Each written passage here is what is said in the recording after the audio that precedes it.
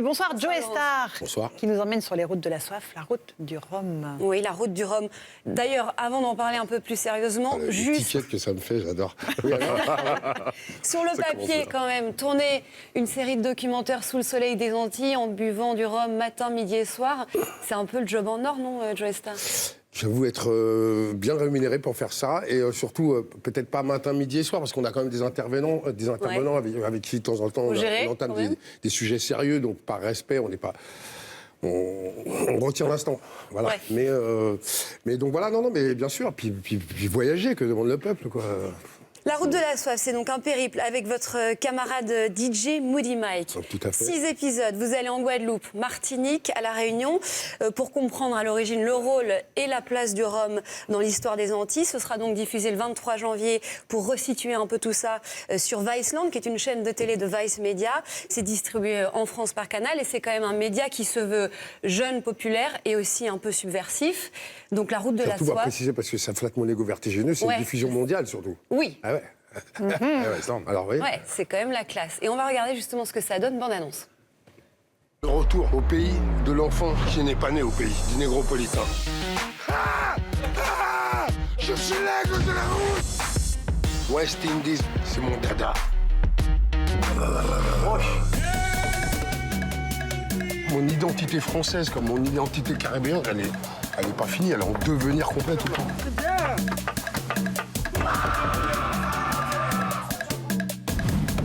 Donc celui-là, vous voyez, donc le vin soutiré et le pastis.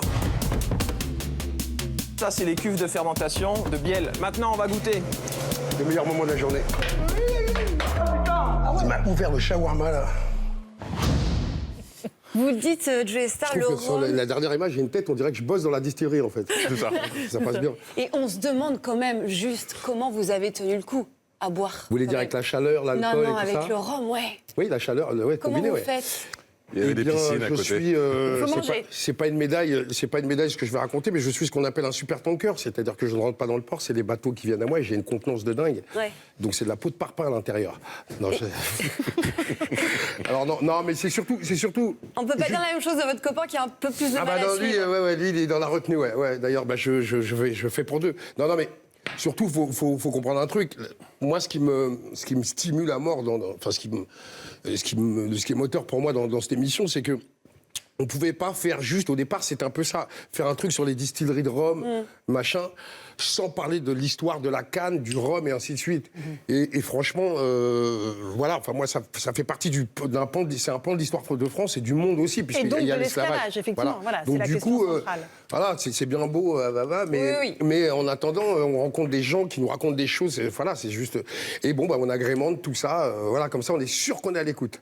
Et vous parlez effectivement beaucoup de l'identité créole, mais d'abord, donc il y a tout ce périple dans les distilleries. Alors, on comprend vite que chacune a son histoire, sa petite manière de faire, sa spécialité, mais il y a quand même un point commun, c'est qu'elles sont toutes tenues par des béquets, des par créoles le dominant blancs. dans les Caraïbes, quoi, le blanc. Quoi. Voilà, illustration de plus et flagrante que ce rapport de force, il a du mal à changer, quoi.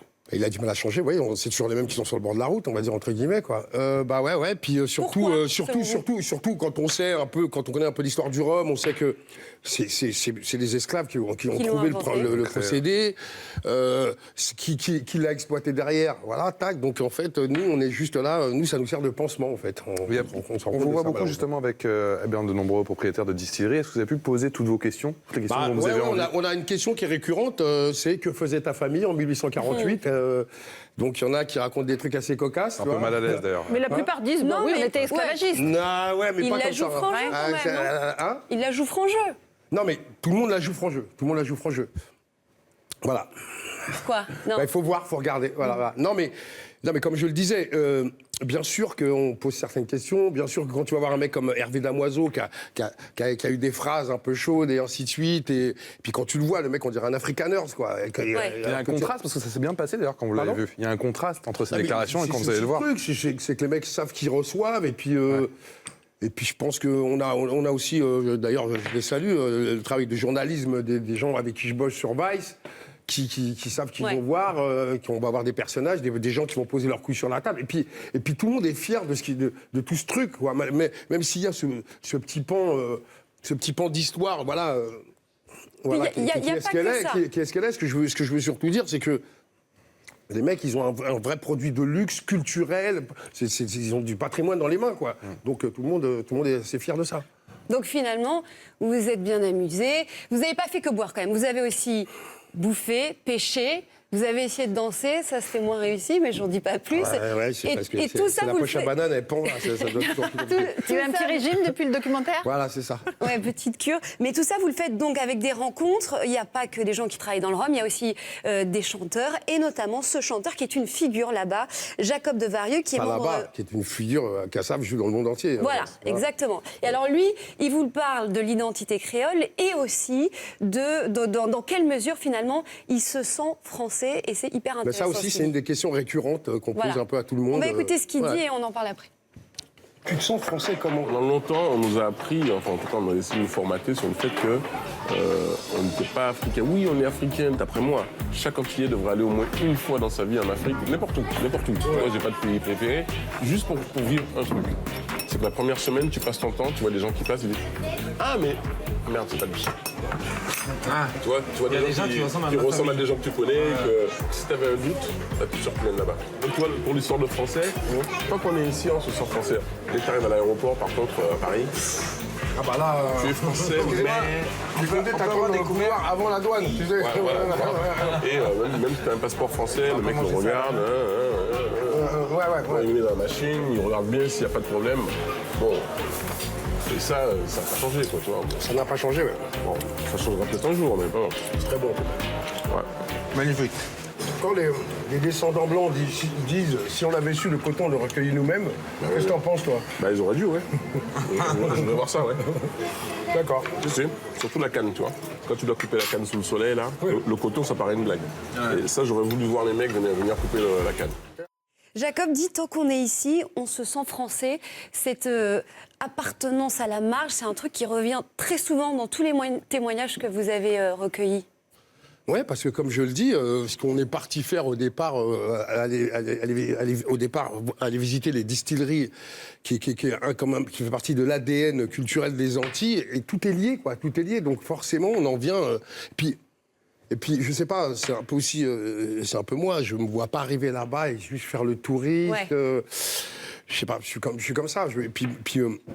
Moi, mon identité française, j'ai mis du temps à la trouver. Je suis peut-être pas trop accompli dessus encore, mais voilà, donc c'est quelque chose qui traîne en moi et j'ai envie de savoir comment ça se passe pour les autres, quoi. Surtout là, quand on a cette histoire d'éloignement, quand on connaît le taux de chômage aux Antilles, enfin voilà, c'est un Ce tout, côté quoi. insulaire, justement, est-ce que vous, je sais que votre père, vous le dites d'ailleurs, a tenté de vous franciser pendant toute votre jeunesse. Mais il a gagné, le mec, hein, regarde. Oui, mais est-ce que vous avez besoin d'être là-bas pour vous sentir plus créole? Ah non, je suis rattrapé par ça quasiment tous les jours.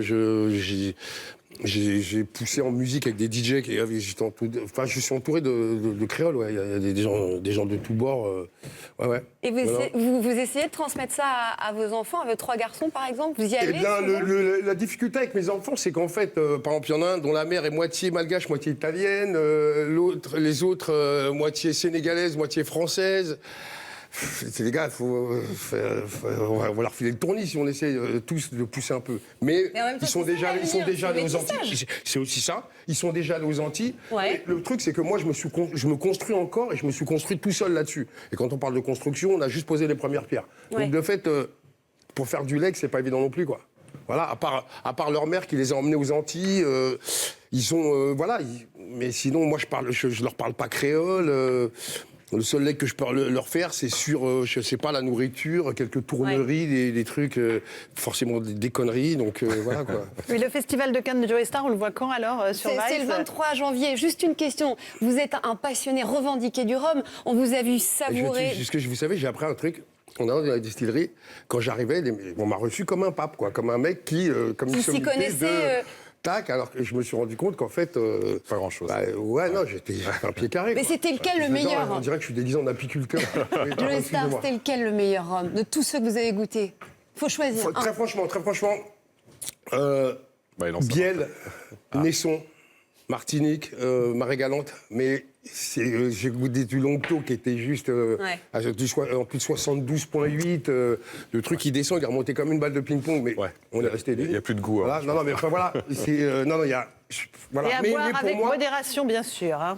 ça n'engage que vous. Et Non, ça engage la chaîne. Et pour moi, en fait, mais par contre, pour moi, le rhum agricole, le vrai, vient des Caraïbes françaises, quoi. C'est sûr, quoi. D'accord, c'est Au votre choix. niveau du goût, au niveau de tout, quoi, du savoir-faire, voilà. Tu peux rien La faire. route de La la route de la soif. soif, qui va se poursuivre d'ailleurs. Il y aura une autre saison, si je puis dire, et c'est donc à partir du 23 janvier. Donc sur pas Vice. modérément, alors. Mais avec modération.